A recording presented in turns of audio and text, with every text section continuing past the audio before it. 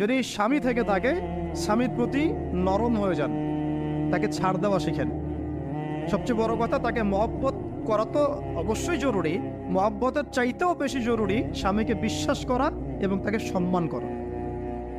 এমন কোনো কথা এবং কাজ না করা যেটা স্বামীর গায়রত বা ব্যক্তিত্ব আঘাত করে। আমি পয়েন্টটা হয়তো বোঝাতে সক্ষম হয়েছি।